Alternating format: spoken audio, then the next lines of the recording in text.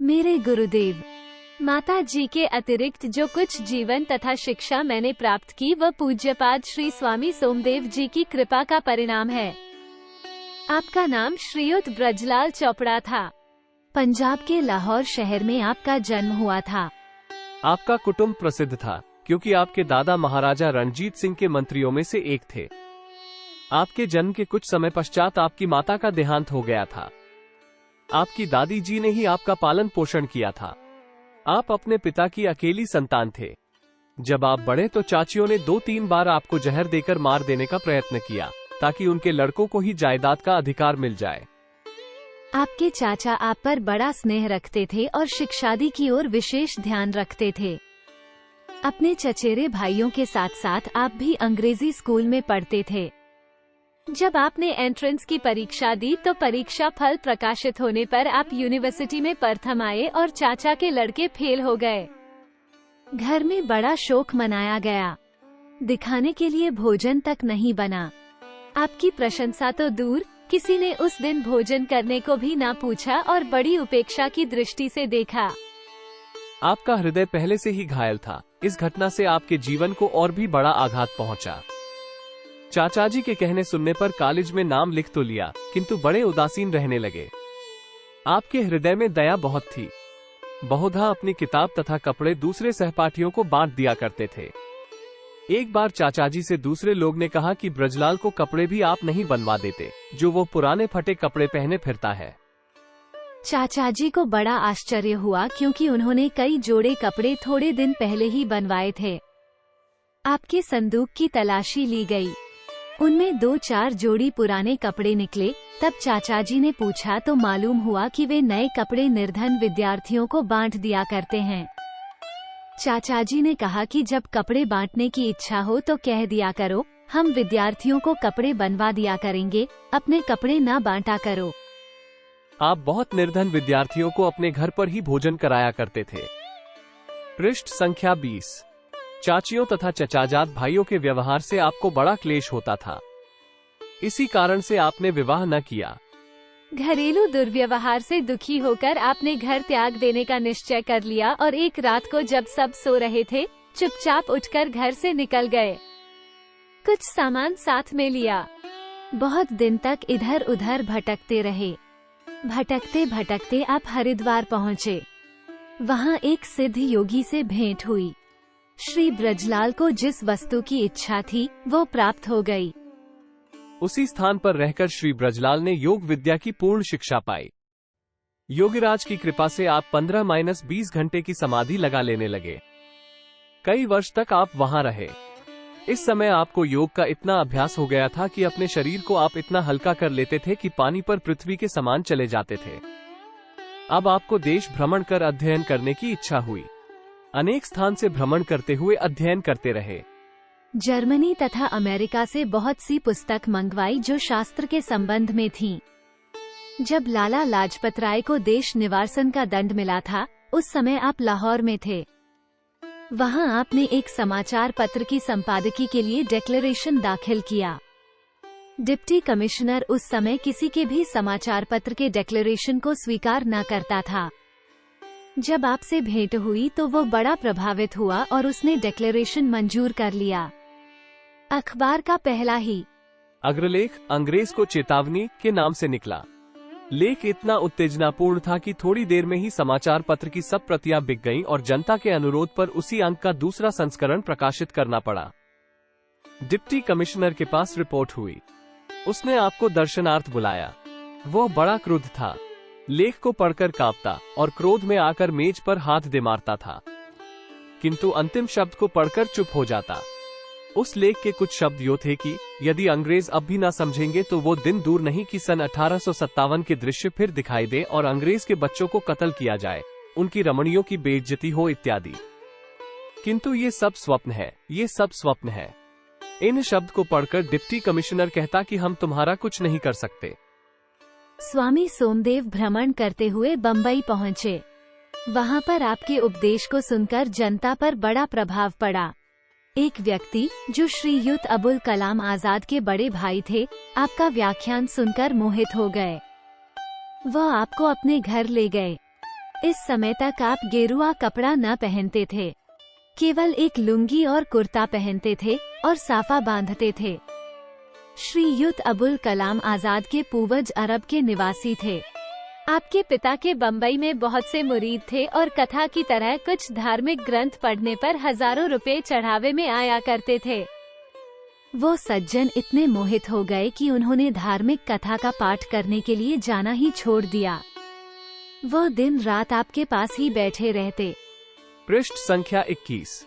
जब आप उनसे कहीं जाने को कहते तो वो रोने लगते और कहते कि मैं तो आपके आत्मिक ज्ञान के उपदेश पर मोहित हूँ, मुझे संसार में किसी वस्तु की इच्छा नहीं। आपने एक दिन नाराज होकर उनको धीरे से चपत मार दी, जिससे वे दिन भर रोते रहे। उनको घर वालों तथा शिष्यों ने बहुत समझाया, किंतु वो धार्मिक कथा कहने न जाते। ये देखकर उनके मुरीद को बड़ा क्रोध आया कि हमारे धर्मगुरु एक काफिर के चक्कर में फंस गए हैं। एक संध्या को स्वामी जी अकेले समुद्र के तट पर भ्रमण करने गए थे कि कई मुरीद बंदूक लेकर स्वामी जी को मार डालने के लिए मकान पर आए। ये समाचार जानकर उन्होंने स्वामी के प्राणों का भय देख स्वामी जी से बम्बई छोड़ देने की प्रार्थना की। प्रातःकाल एक स्टेशन पर स्वामी जी को तार मिला कि आपके प्रेमी श्रीयुत अबुल कलाम आजाद के भाई साहब ने आत्महत्या कर ली। तार पढ़कर आपको बड़ा क्लेश हुआ। जिस समय आपको इन बात का स्मरण हो आता था तो बड़े दुखी होते थे। मैं एक संध्या के समय आपके निकट बैठा था, अंधेरा काफी हो गया था। स्वामी जी ने बड़ी गहरी ठंडी सांस ली। मैंने चेहरे की ओर देखा तो आंखों से आंसू बह रहे थे। मुझे बड़ा आश्चर्य हुआ। मैंने कई घंटे प्रार्थना की, तब आपने उपरोक्त विवरण सुनाया। अंग्रेजी की योग्यता आपकी बड़ी उच्च कोटि की थी। आपका शास्त्र विषय ज्ञान बड़ा गंभीर था। आप बड़े निर्भीक वक्ता थे। आपकी योग्यता को देखकर एक बार मद्रास की कांग्रेस कमेटी ने आपको अखिल भारतवर्षीय कांग्रेस का प्रतिनिधि चुनकर भेजा था। आगरा की आर्यमित्र सभा के वार्षिकोत्सव पर आपके व्याख्यान को श्रवण कर राजा महेंद्र प्रताप भी बड़े मुग्ध हुए थे। राजा साहब ने आपके पैर छुए और आपको अपनी कोठी पर लिवा ले गए। उस समय से राजा साहब बहुधा आपके उपदेश सुना करते और आपको अपना गुरु मानते थे। इतना साफ निर्भीक बोलने वाला मैंने आज तक नहीं देखा। सन 1913 में मैंने आपका पहला व्याख्यान शाहजहांपुर में सुना था। आर्य समाज के वार्षिकोत्सव पर आप पधारे थे। उस समय आप बरेली में निवास करते थे।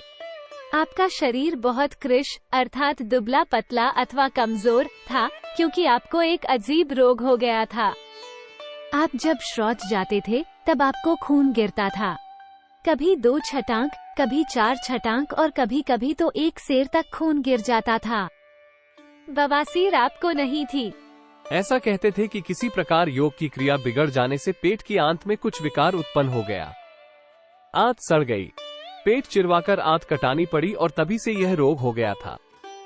बड़े बड़े वैद्य डॉक्टर की औषधि की, किंतु कुछ लाभ न हुआ। इतने कमजोर होने पर भी जब व्याख्यान देते तब इतने जोर से बोलते कि 3-4 फरलांग से आपका व्याख्यान साफ सुनाई देता था। 2-3 वर्ष तक आपको हर साल आर्य समाज के वार्षिकोत्सव पर बुलाया जाता। सन 1915 ईस्वी में कतिपय सज्जनों की प्रार्थना पर आप आर्य समाज मंदिर शाहजहांपुर में ही निवास करने लगे। इसी समय से मैंने आपकी सेवा शुश्रूषा में समय व्यतीत करना आरंभ कर दिया। पृष्ठ संख्या 22। स्वामी जी मुझे धार्मिक तथा राजनैतिक उपदेश देते थे और इसी प्रकार की पुस्तक पढ़ने का भी आदेश करते थे। राजनीति में भी आपका ज्ञान उच्च कोटि का था। लाला हरदयाल का आपसे बहुत परामर्श होता था। एक बार महात्मा मुंशीराम जी, स्वर्गीय स्वामी श्रद्धानंद जी को आपने पुलिस के प्रकोप से बचाया। आचार्य रामदेव जी तथा श्रीयुत कृष्ण जी से आपका बड़ा स्नेह था। राजनीति में आप मुझे अधिक खुलते न थे। आप मुझसे बहुधा कहा करते थे कि एंट्रेंस पास कर लेने के बाद यूरोप यात्रा अवश्य करना, इटली जाकर महात्मा मेजिनी की जन्मभूमि के दर्शन अवश्य करना। सन 1916 ईस्वी में लाहौर षड्यंत्र का मामला चला। मैं समाचार पत्र में उसका सब वृतांत बड़े चाव से पढ़ा करता था। श्रीयुत भाई परमानंद से मेरी बड़ी श्रद्धा थी, क्योंकि उनकी लिखी हुई तवारीख हिंद पढ़कर मेरे हृदय पर बड़ा प्रभाव पड़ा था। लाहौर षड्यंत्र का फैसला अखबार में छपा। भाई परमानंद जी को फांसी की सजा पड़कर मेरे शरीर में आग लग गई। मैंने विचारा कि अंग्रेज बड़े अत्याचारी हैं, इनके राज्य में न्याय नहीं, जो इतने बड़े महानुभाव को फांसी की सजा का हुक्म दे दिया। मैंने प्रतिज्ञा की कि इसका बदला अवश्य लूंगा। जीवन भर अंग्रेजी राज्य को विध्वंस करने का प्रयत्न करता रहूंगा। इस प्रकार की प्रतिज्ञा कर चुकने के पश्चात मैं स्वामी जी के पास आया। सब समाचार सुनाए और अखबार दिया। अखबार पढ़कर स्वामी जी भी बड़े दुखित हुए। तब मैंने अपनी प्रतिज्ञा के संबंध में कहा। स्वामी जी कहने लगे कि प्रतिज्ञा करना सरल है, किंतु उस पर दृढ़ रहना कठिन है। मैंने स्वामी जी को प्रणाम कर उत्तर दिया कि यदि श्री चरण की कृपा बनी रहेगी तो प्रतिज्ञा पूर्ति में किसी प्रकार की त्रुटि न करूंगा। उस दिन से स्वामी जी कुछ खुले। आप बहुत सी बात बताया करते थे। उसी दिन से मेरे क्रांतिकारी जीवन का सूत्रपात हुआ। यद्यपि आप आर्य समाज के सिद्धांत को सर्वप्रकारेण मानते थे, किंतु परमहंस रामकृष्ण, स्वामी विवेकानंद, स्वामी रामतीर्थ तथा महात्मा कबीरदास के उपदेश का वर्णन प्रायः किया करते थे। धार्मिक तथा आत्मिक जीवन में जो दृढ़ता मुझ में उत्पन्न हुई, वो स्वामी जी महाराज के सदुपदेश का ही परिणाम है। आपकी दया से ही मैं ब्रह्मचर्य पालन में सफल हुआ। आपने मेरे भविष्य जीवन के संबंध में जो बातें कही थी, अक्षरशः सत्य हुई।